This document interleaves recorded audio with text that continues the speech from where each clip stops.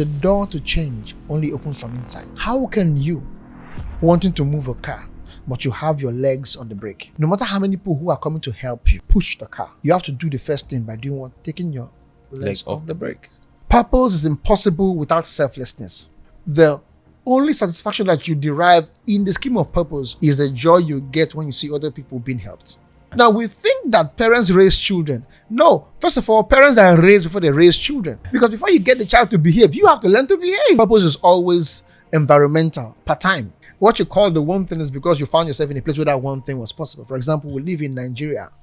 There is no snow, there's no ice. How can you be called to do ice hockey? Welcome back to Ulab. We are empowering personal transformation across people of all ages through cutting-edge education in psychology and well-being. Today's episode is special because every once in a while, you meet someone whose life is a blueprint, a living demonstration of what's possible when clarity meets purpose, and when purpose is backed by discipline, character, and a heart for people. Dexter is one of those rare individuals, a prolific teacher, a pastor at Bridgeways Gospel Center, a founder at Imagesmith Media and Strategies, a performance coach whose work transforms the way people think, act, and lead, a husband, a father, and a man on a mission to help others rise into their greatest potential. Dexter brings a unique integration, the wisdom of faith, the rigor of strategy, and the precision of human performance. So, settle in, because this conversation will challenge your thinking, sharpen your self-awareness, and open pathways to a richer, more intentional life. This is Ulab, and this is People, Purpose, and Prosperity with Dexter.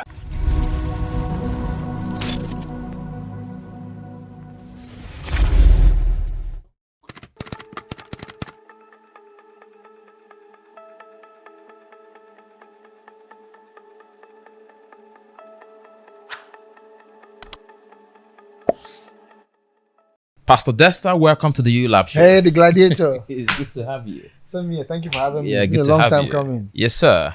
So I like to start this episode this way because I've had lots of young people, particularly young people, ask me this deep question of meaning and purpose. Okay, one time so I just can't seem to figure out what I'm here to do.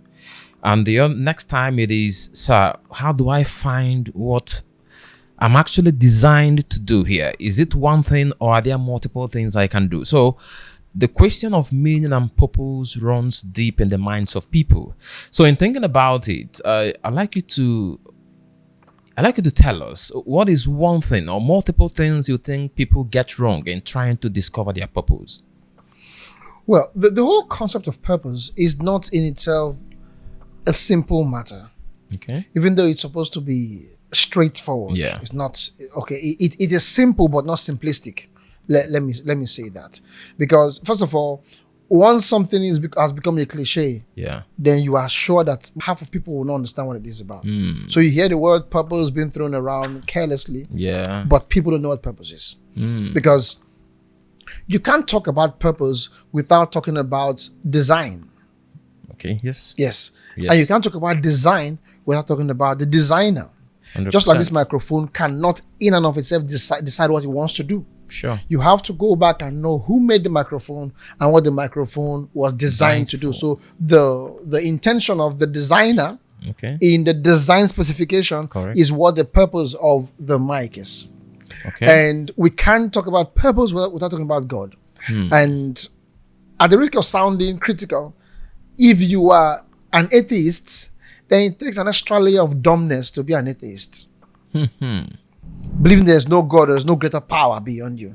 How can you agree in your right mindset that this mic just, maybe if you scrap metals and things just stayed together in a room and then something happened, big bang theory, and then it became a microphone without thinking of a maker of the microphone?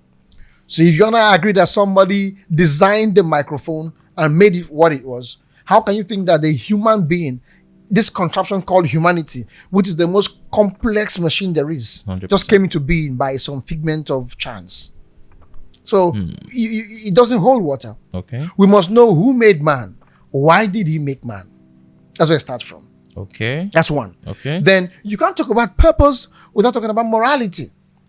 Right or wrong. If not, the serial rapist or the pedophile, what do we say his purpose is? If he decides I want to descend to the deepest depth of depravity, I don't like how people are doing their own madness, I want to bring new ways, can we say his purpose is to be a psychopath? So if that cannot be purpose, means there has to be an element of morality to purpose. Okay. So that's one. All right. So then the next thing is to decide is what is purpose, then how do you find purpose? Because you can know what purpose is. We all know purpose is why you were made. Yes. But how do you find your own why? 100%. So that's why I say the matter is although simple but not simplistic. So I think you're asking, how do we find our why? Yes, I think that's Which is the right where question. the real question is. Yes, because you also, I think I like the way you put it, that when something becomes cliche, then misunderstanding is almost imminent. It's bound to be misunderstood by a lot of people. And obviously that's what's going on. So I think throw more light on that why you talked about, the why. So when we come to the point of determining what the critical why is, Yes. it is also nuanced. It's very nuanced. Okay. The first mistake people make in trying to discover what purpose or their purpose is that they think that it has to come like a big bang, like the aha moment, Yes. something Just splendiferous, one moment of spectacular, realization. like a big inspiration. Wow, this is it, like something in the sky, and wow, this is my purpose. That's the first big mistake. Oh. Then the next, that people think it has to be massive, like changing the world, like being a thought leader, like bringing something that's never been in existence before. No, purpose is simple. It can be ordinary. It can be the everyday life. It can be emerging. It can be experimented. It can be discovered. It can be rediscovered. It can change. I So like that. when we strip purpose of that complexity, we can reduce it to simple everyday things. That is it. Next thing is that purpose is impossible without selflessness. That's one. Okay. You can't achieve purpose being selfish. Purpose is of necessity outside yourself. Because your purpose is what you are here to achieve in the grand scheme of things. Yeah. It is first of all outside you. It means it is about other people, Okay. about the betterment of society, and when I say society, it can be your next door neighbor, it can be your family, it can be your children, it can be your parents. Yes. So you have to be selfless. It is outside you. It is that which you've got to do with other people. Then it has to do with needs that should be met. What are the problems around that you are disposed to solving? So I think these are pointers. Number one, it must not be splendiferous or complex. It's usually a simple matter. Number two, there's no instant moment where you just discover it. Okay. It is gradual, progressive. Yes. Number three, it's selfless, outside you. It is not about you. Yes. You can't say your purpose is to come here, enjoy, and then live a good life. That's not purpose. So it's mostly about other people. The only satisfaction that you derive in the scheme of purpose is the joy you get when you see other people being helped. The joy of seeing other Other people people being being helped. Okay, so can I draw a little bit of distinction? So it means I can be in a business and be fulfilling purpose in the business. And again, if I'm doing something that is not profitable, am I fulfilling purpose? Because that's a lot of, if someone is talking something, he might feel or she might feel, is really what I'm doing what I'm supposed to be doing? Because I'm not seeing evidence of calling or meaning from it. So profiteering and the business, are they all part of purpose, even when I'm not seeing anything coming out of it? So can we draw that distinction? The gladiator, I wish I could just offer simple answers to this matter. And it's frustrating when you have to go so long just to explain a very simple matter. First of all, we have to draw a line between passion, purpose, vocation, a career, like different things. Yeah. Your passion is what you love doing, that which gives you the excitement. Your career, your vocation is how you earn, how you make money, how you make profits. Purpose is what you are here to do in terms of the grand scheme of things. So yes, there can be purpose without profits. And profit is relative. Profit is when it has to do with you. Yeah. Because you can be doing good where the whole world is benefiting, but you don't find any direct pecuniary benefit. It's not profitable to you, but it can also be purposeful. And purpose must not be exciting. Purpose can have pain. That's where purpose is not always passion. Sometimes you don't enjoy what is purposeful. Cool. For example, we run away from pain and discomfort. Yes. But you can't really heal without pain. 100%. There's what we call the pain of the injury process, the pain of the breaking, and the pain of the healing. Yeah. So if you try to avoid everything pain, you will never heal. But you see, pain has its uses. Yes. So purpose must not always be profiteering. Oftentimes, it's never profiteering. It is about what makes people better, what solves the problem, and what aligns that which aligns with the grand scheme of things which your designer, your maker, God in this case, has brought you here to do. So it is now an extra skill to find a way to intersect your purpose and make profits from it. That's a different ball game entirely. But purpose is not always about profiteering. Okay, so I think I'm enjoying this conversation and the way it's coming out. So for anyone, because I would like us to make this in a little bit simple, because you've already rightly said that purpose is simple. So let's leave all the complexities we have, put around it. It is not. So in a step-by-step way, what do you think anyone can do to say, okay, from where I am now, let me take this next step, the next step, or the next step. So how can you put that or stack that in stepwise formation for someone who is thinking about his life and where he is now? Wow. And sometimes trying to reduce conversations to bullet points can be very difficult. Yeah. Can be very, very difficult. But you see, purpose is about humanity, about your being, about your everyday existence. Yes.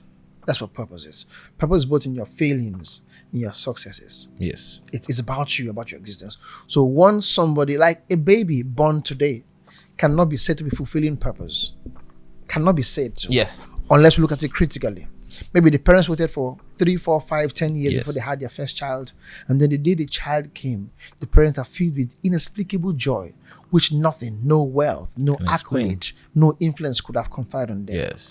The child, although not consciously doing anything, is already fulfilling purpose, bringing joy Yes. To to the parents. So just by being, the child is fulfilling purpose. Yes. Then the child now starts the growing and cognitive process. The next line of purpose being fulfilled. Teaching the parents patience. Yeah. Now we think that parents raise children. No, first of all, parents are raised before they raise children. Yeah. That's the truth. Because before you start training children, the child trains you to be patient. Yeah. Because before you get the child to behave, you have to learn to behave. Yeah. Yes. So Yes. the child is fulfilling another kind of purpose, teaching adults to go through the process of relearning, to be patient, to be empathetic. How do you know when a child is hungry, or when a child is angry, or when a child is frustrated, when a child is hot? They do one thing, they cry. Yeah. The child is hungry, the cry. child cries. Wants to sleep, cries. Frustrated, cries. Having pain, cries. Having gripe, cries. How then does the parent distinguish between the cry of hunger, the cry of heat, and the cry of gripe? You see, the child is now teaching the parent how to be intuitive, how to pay attention, fulfilling purpose in that instant. Then the child now starts growing up to have a sense of personhood, of cognitive development. Start discovering what the needs around the environment is or are, and what they can do about it. You see, it's not the child now begin to discover what they can do to make the world better. Which I said before, purpose is selfless. It's always outside you. It's not about you or what you want to do. It's about what you have been made to do. So we can't adduce purpose to bullet points. Okay. It starts by you being, your sense of humanity, then discovering your environment, what the needs are, and what you gravitate towards fixing. Purpose has started. If you live in an environment where there's so much crime, it can be crime prevention or criminal rehabilitation. It's one thing. You can prevent crime from happening or start rehabilitating those who are criminals. Because we don't know why people got into criminality in the first place. Yes. It can be deprivation. It can be sheer character mutation. Sometimes we say the family didn't get it right. Other times the family was so good, but just people decided to be bad. So if they cannot change, then they are taken to a place where they would not constitute a nuisance to society. So you grow in a place where there's crime. Your purpose most likely be around either crime detection, crime prevention, or rehabilitation of criminals. So it's always environmental. Yeah. Yes. It's always look around you. Purpose is not removed from you. It is impossible to be here and your purpose instantly is about something in America. That can be pipe dream, but not purpose. And purpose is always environmental, part-time. It can be global, but it must always have an environmental specific definition where it starts from. Okay. Yes, that's what it is. So look around you. Okay, and there's also a myth, which I think maybe you need to talk about. This myth of there is one thing I'm designed to do. Is there anything like that? Is there anything like that? Really? Like I said, what you call the one thing is because you found yourself in a place where that one thing was possible. For example, we live in Nigeria. There is no snow, there's no ice. How can you be called to do ice hockey? Yeah. How can you ice hockey? Yeah. We don't have oceans around here. How can you want to do scuba diving? Yeah. So, as a matter of fact, what you call purpose is about environment. So, before you talk about the law of purpose, you have to talk about the law of environment. And God puts all these things together and makes the hybrid. So, God designs who you are, decides where He wants you to be, the where, and then what you should do in the context of the where. And because purpose is not one thing that lasts a lifetime, it changes. When environment changes, purpose can change. When age changes, purpose can change. So as you grow, you evolve into new aspects. It can be pivoting within one purpose value chain or pivoting entirely into a different purpose if one part of your life has come to an end. So there is not that one thing you are called to do. My life, for example, I have evolved through many things. Yeah. Through many things. And there are things I'm doing that I never saw I could do. That even if I knew I wanted to do, I didn't like them. So I was going about my life in a way that was convenient, fulfilling purpose in that time. Yeah. Then life moved. My illusions were gone. Yeah. Then I found myself doing something I didn't think I could do. So nobody has that one thing they can do. I have friends who are doctors, but they are wonderful chefs. Yeah. So they studied medicine and they have a confectionery concern. I have friends who are lawyers, but they are wonderful fashion designers. So growing up, they're told you can be a lawyer because you're very literally savvy. Then you are now impressed by need. And you see, need, like I said, need defines purpose. Problems to define purpose. You can be in a place where everything is easy and convenient until life hits you with a sucker punch. Yeah. And you find yourself in a place doing things you didn't know you could do. It starts by surviving. Yes. Then you don't give it meaning. It now becomes something big. So purpose can be broad, really. Interesting ideas. Okay, for someone again, because I know for a lot of people, because social media seem to have made worse this idea of I'm feeling behind. Okay, some people feel in their 30s. I see people in their 30s saying, I'm 30, I feel like I'm behind.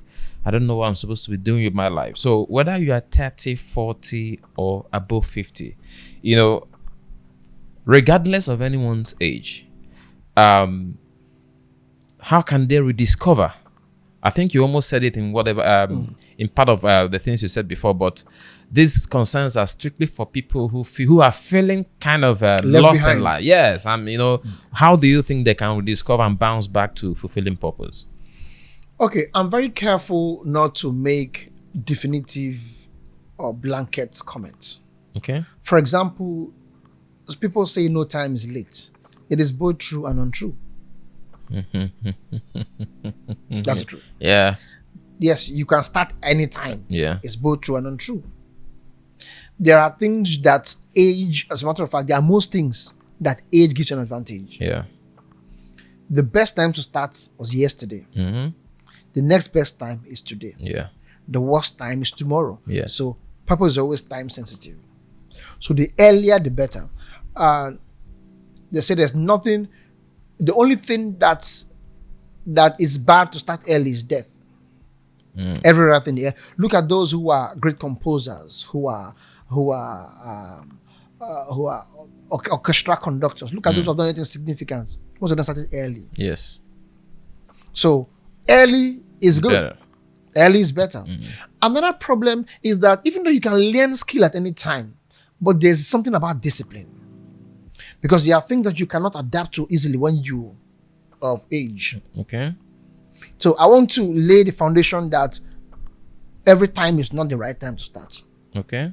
So there's a right time. Then there are things you can now do to make up. Okay. So for young people, don't go fooling around. Make the best of your youth, of your 18s, of your 20s, of your early 30s. Yes. So by the time you start getting to 40 and midlife, you're now consolidating. Yeah. But when you should be consolidating, then you are starting, it can be frustrating. Because understand that human being is emotional. Yeah. So that feeling of being left behind, it's a big deal, and it can be limiting. Yes. So let's go back. Now you can start at any time. Because whenever you discover that you are left behind, you can start. Yes. But when you start comparing yourself with people, then there's a problem. Because the concept of early is now in relation to comparativeness or competitiveness. If you don't compare, you don't know what early is. Yes. That's what it is. I've laid the first foundation. Yes. That time is important. Yes. But I'm trying to get to a new conversation now. Don't compare. Or even though comparison is good if it motivates you. But if it limits you, then there's a problem. Yeah. So when you've discovered that something is going wrong, you want to start, pay attention to where you are, know what advantages around you are, and then start from somewhere. So number one, make the best of your youth. Number two, know why you should be consolidating and then push towards that side. Yeah. Number three, when you discover you've made a mistake, be brave enough to go back and start again. Yeah. Like I always say, I always say things like, no matter how far you discover you've gone in the wrong direction, you can always turn around and make a fresh start. Yes. So no matter how old you are, discovering that history is rife with stories of people who found out late that they were on the wrong path and they started. Yes. There's a popular confectionery chain. Is it KFC? KFC. Yes. KFC. Sanders. Yes. And things like that. People started late in their lives. Yes. I know of Mary Kay too, the popular makeup chain. I think she started in late in her life. Okay. Of course, the people who started earlier and then they did better. Yeah. We look at all the tech startups, look at the Zuckerbergs of our world and the Bill Gates. Yeah. Started very early. They knew what their part in life were. They knew what distractions were. They stayed away from distractions. Yes. So we can't offer people comfort that you can go around fooling around, you can start at any time. No. Neither can we discourage others who have made mistakes from not starting. Yes. You must know where you are and take advantage of where you are. Yes. Okay, so I know you've come a long way and you've built relationships that opens doors, both for yourself and for others. And what's the real difference between meeting people and building meaningful relationship that changes lives? Relationships and meeting people. I'm very careful when I approach matters of relationship. Okay. Because there's this narrative that makes it look as if people are just building blocks or stepping stones to get you to where you want to be. Okay. Whether they're people who are under you or those who are above you. Yes. So it is a very dysfunctional, narcissistic, thinking, selfish kind of thinking. Okay. So we're all strategists. Yes. On the chessboards of life. Yeah. Looking for means to an end. Yes. So everything is transactional. When you do somebody a favor, it's just a pawn. You want something back in return. You know it. So you're just using them. Yeah. This is a terrible mindset. So there's no act of kindness for the sake of being kind. You are trying to curry relationships, trying to build favors, and then very soon you draw on what you feel you have put in. So it's a terrible mindset. Unfortunately, we live in a world where society has gone on with this narrative for so long. So everything is transactional. Even in love affairs, it's transactional. Yeah. People can't be vulnerable just to be nice anymore. So it's terrible. Yes, I have built relationships. And I did just for the sake of building relationships. Sincerely. I never use people as tools or means to getting anything. Never. Even when it pays back. Now, I believe this is how I see life. That the favors you get from relationships are byproducts, not end products. The favors, reciprocity you get from being kind are byproducts, not end products. Because end product makes your kindness intended to get things back. Byproducts are products that you can't do that are, for example, when you eat, Nobody eats so they can have a big poo. Your pooing is a byproduct of feeding, not an end product. End product of feeding is nutrition. To build your immune system and be alive. Nobody eats a large plate of food so they can have a massive poo when they go to the toilet. But you cannot eat without going to poo. That's the byproduct. But there are times when you have a little meal, you are surviving, but you're not pooed for a few days. Doesn't mean that something's wrong with you necessarily. So you can be kind to people and not get kindness in return. Doesn't mean that your kindness was put to waste. Yes, God will reward you, but it must not be from the people that you showed kindness to. There's sometimes when your reward is just the thought that somebody was helped, and that good feeling is enough reward in itself. You must not get things in the same measure that you put it in. So let's deal with that. When you meet people, see them as objects to be helped, not as strategies to be leveraged for your next level. It was Zilla that said that you would get to where you want to be if you help as many people in life get to what they want to. Wonderful statement. But if you now see helping people as a means to getting what you want, then that's a problem. So that's the first thing. Both those who are beneath me and those who are above me. Like I said when I was talking about purpose starts when you discover a need. When there's a problem in people or with people, whether they're above me or beneath me, and then I'm within the space to solving it, and then they can accept the help, I help them, and I don't have any problem. If they come back to help me in return, great. If life so programs it that I get something from that relationship, great.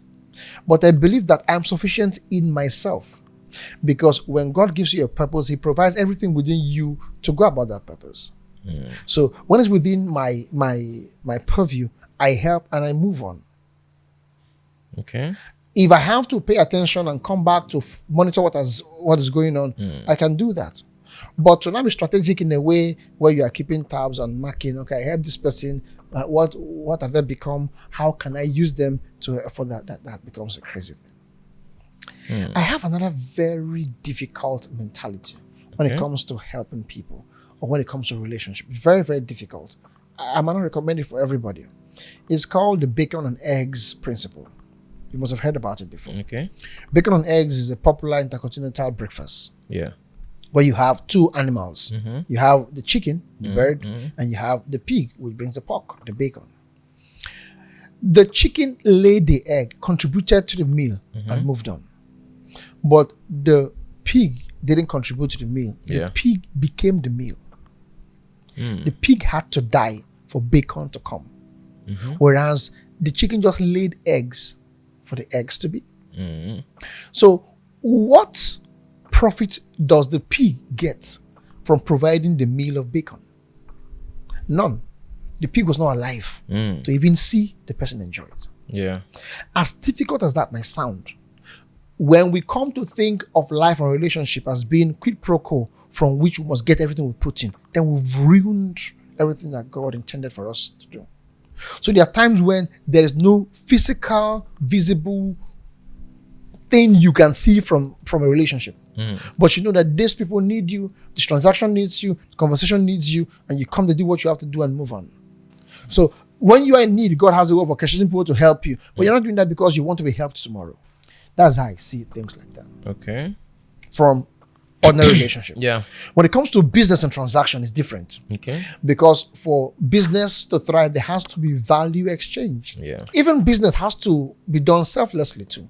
Even though profit is the end of business, but you must understand that value is the king in business. And you can't really deliver value unless you are selfless. That's the truth. So if you come into business just because you want to make money from other people, you will be seen as a user. In fact, you will show to be a user. So there has to be a selfless side to business where you are there to solve a problem, to offer value, and then there has to be profit somewhere within the programmable and knowable value chain. So when it comes to transaction and business, you are first there to offer value, to help. There has to be empathy. Even in offering value, empathy is key. You have to see the need of the client and then be ready to help the client solve that need, and not just there to get their money. So empathy is key even when you're doing transaction. You don't just see people as tools to get into where you want to. When you have this mindset, people will see it. They will see the empathy, they'll see the purity of intention, and then they'll always want to reciprocate if they want. Yeah. They always want to have you around because people want people to be around people who help them. Yeah. Who are genuine and sincere with helping. So you see, the reciprocity would now become an unforced response from them. From them. Because they saw the purity of your intention. They didn't see you as being narcissists who just wanted to use people. Or scorekeeping. Or scorekeeping, yes. People are smart. They know it. Now, even people who just fall for what you're doing, they too might be that kind of people. They want to use you, and then you want to use them. So it becomes a double coincidence of narcissists. And then people are trying to undo each other. Aside that, people see purity of intentions, and then good people will know you've done them a favor, and they're looking for how to pay you back. Because again, the Bible says something striking, that woe to any man who pays back good with evil. So when somebody has done you good, be careful to pay attention to the good they have done you and be intentional to reciprocate. Not in a way of keeping scores, but knowing that the world becomes a better place if good goes round. Yes. For relationships, purity of intention. It's key. It's key. Interesting. So how can someone know the difference between a season of preparation and a season where they are simply hiding behind fears? That is something that only you can know. Because the two of them look alike. Yeah. It's only you that will know it. And a great man once said to yourself, be true. Yeah. And the worst person to lie to is yourself. So you must be able to push yourself out of your comfort zone. And it was Seth Godin, the great marketing guru, that said that business is not complete till you have shipped. Whereas art is great because you want to attain perfection. But art in itself does not contain perfection. Art is not complete till you have shipped it to where it's valued. And how long should you stay till you ship it? We don't know, but make sure you ship. Because until the product leaves your hand to the hands of the user, you've not done anything. Yes. Now, a mediocre product in the hand of a user is better than a perfect product in the hand of the maker. So until you have shipped, that's where inertia, that's where procrastination, people have a way of hiding behind perfection and they're procrastinating. Because perfection is an ongoing process. Art is an ongoing process. You can get better. If people didn't get better, then why do we need new products? Even our phones, look at the earlier years of phones and cars. In the years where they were made, they were wonderful. But 4 or 5 years after, when newer products have come, you see what is possible. And then you say, wow, this is better. But if the previous version was never released, you will never know what was there and what is now. 100%. Yes. So be sure you are not in one place being paralyzed by fear. Make sure you move. And it is said that people lose more from inaction than they lose from poor action. Yeah. From poor action.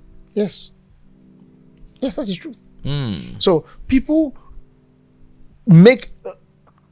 lose more from indecision than from bad decision. Make a decision. Yes. Step out there. Do something. Make a mistake. The more you make mistakes, the more you reduce your propensity for more mistakes. Yes. That's I like citing the borehole principle. From here in Nigeria and Africa, people sink boreholes. You don't have that kind of public water supply. So everybody provides their own water supply. And when you are drilling for water, the first batch of water that comes out is dirty. Very dirty. But if the driller stops because the water that came out after so much effort was dirty, there will never be clean water. Yeah. Clean water is a product of continuous dirty water coming out. Yeah. That's to keep coming out till you get to the clean water. So if you keep hiding behind perfection and never pushing anything out, any day you come back, you'll still be that dirty water there.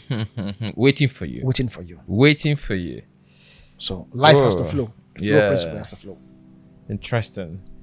Wow. I think I'm enjoying this conversation. Great. Yeah. Great. You mentor a lot of people. And I'd like to ask, what do you see as the number one mindset block that actually stopped people from getting what they are praying for every day? We have a lot of prayer groups here and there. People are not praying, from this part of the world.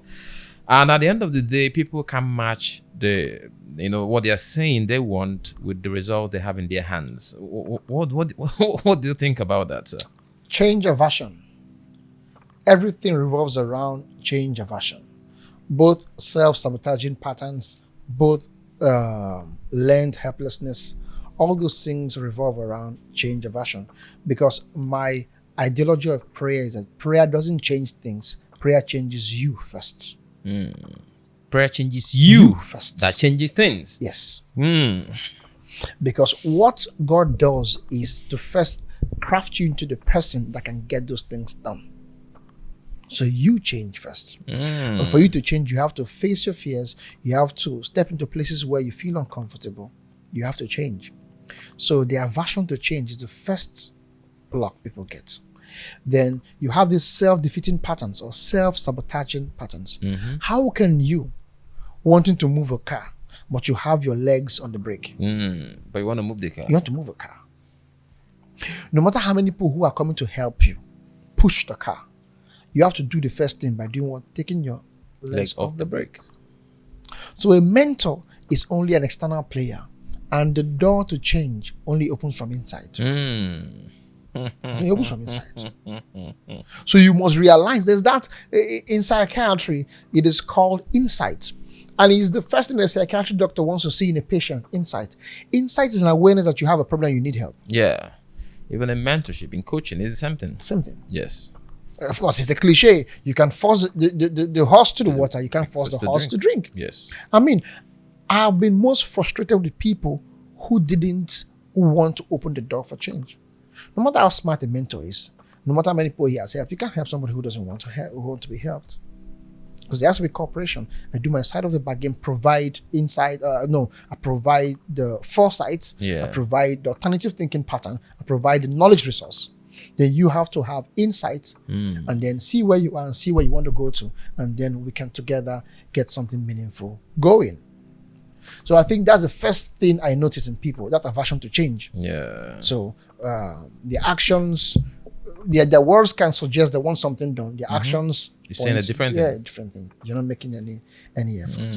That's true. So everyone must come to themselves. I like how the Bible puts it when talking about the parable of the prodigal son. It says, and when he came to himself, no matter how much you suffer, until you come to yourself, nobody can help you. Yeah. Guess what? His father was always there, constant, arms open, waiting for him to come back. But he had to get insight, come to himself. Stay all right and go back to my father. Everything changed when the young man got insight. Oh, interesting. Yes. Okay. I think I've known you for over 15 years. Yes, and you've built some businesses, and you have also right now you're in ministry. Yes. So imagine if you had to start life again today. So let's assume you're starting life again today at this age, given what you know, all you know. So you're starting from zero contacts, zero capital, zero reputation. What are the strategic steps you're going to take for the next 90 days or the next 180 days? My biggest weakness as a person is inertia, procrastination. Just getting your butt up to start. My biggest life. Sitting here and thinking about it now. People look at me and clap for the things they feel I've achieved. Yeah. But my frustration is the things I know I was capable of achieving. The things I know I was capable of achieving. That nobody would ever see. So if I was to start life over again with all I know, I would just get acting. I would do. I'll be a doer. Yes. I would do. I would just act. So act towards what exactly? Now, I always had, of course, you call it talent. You go from talent to skill. Yes. Talent is your discovery of your innate abilities. Yes. Skill is action on it to develop it. After that, what next? You have to get doing something. Yes. Everybody has, like you say, nobody's a tabula rasa. Everybody has something that they've been born with. Yes. Once you discover that you are born with, and then you are crafting it, there's no time to develop skill. Skill is something that you do on the road. A story was told about, I don't want to be wrong now, was it Kobe Bryant? One of the great basketballers, I think it was Kobe Bryant. So Kobe Bryant was called to to teach a bunch of third graders basketball. You know, and there was this TV reporter that was drafted to follow him and report the whole activity. Yes. And he met Kobe and asked him, so when do I show up at the gym? Kobe told him, I'll be there at 6 a.m. training. The event will start at 8. I'll be there at 6 a.m. training. So the TV reporter wanted to impress Kobe. He showed up at 5 a.m. And when he got there at 5 a.m., he met Kobe sweating already. Had been training for at least 1 hour. Now, what baffled him wasn't that Kobe showed up early training. Was that Kobe had been training for 2 hours, repeating the elementary moves. Nothing complex, nothing new. Kobe, you are not going to be playing in a national international tournament. You want to teach a bunch of third graders the basics of basketball. And you're just spending many hours training, doing the basics. It shows that there's no such thing as advanced, really. It's about mastering the basics. So what you call skill is get your ass out there, get things going, keep doing things, even if it's the basics. You get better on the job, but just keep doing things. And for every level in life, there's someone who appreciates it. Yes. Yes. There's every market for every level of skill. Yes. Look at in boxing, you have lightweights, you have welterweights, you have heavyweights. For each category, there's a championship, there's a winner. Yes. So if you waited till you become a heavyweight till you go into boxing, you will never box. Yes. You will never box. Never box. So that's my biggest regret. The times when I sat on my hands and never got out there to get things going. It was to start again, but the scary part is start again at this age. No. So reframe that question. It was to go back to being 19. No, because the reality of life is It's scary. Is that there are Very people starting scary. at 40. I don't envy them. There are people starting at 40. I don't envy. I don't want to think about that. I mean, I want to look at the grays and look at the whole physiological and everything changing, and I said, "Wow, I wish I was 19 again. I wish I was 19 again." With what you know. That's the irony of it. Is it possible? You can't At 19 with what you know now. You can't know at 19 what I know at 42. So there's something only age can teach you. That's why mentorship is key. Yeah. Mentorship is being smart when you are young. Yeah. Because you're leveraging somebody else's experience and the whole Being mistakes smart in life. when you are young. Yes. Somebody else is giving all you. Imagine a 50-year-old mentoring a 19-year-old. It means you are gaining access to 50 years of experience when you are 19. Yes. Yes. I thank God I had a few people who helped me, but I wish I had more. Sometimes when I'm mentoring 17-year-olds, I look at them and say, I wish I had somebody At like this me age. Yes. when I was your age. Yes. 100%. Wow. What a conversation. I'm blessed. And I hope viewers, you've got a whole lot of insights on people, purpose, and prosperity. This is loaded for me. And if you're taking nothing out of this, I hope that your life gets better by the quality of actions and things you're going to do after now. So, to everyone and to Dexter, I'd like to say a big thank you for coming around. A pleasure. And we always have you again and again and again and again. Anytime. It's such a pleasure to have you. Thank you so much. Thank you, man. Thank you for coming. Great job. Yes. Go out there, get acting. There's no perfect time. Go out there, get acting. Thank you. Yeah, get something done.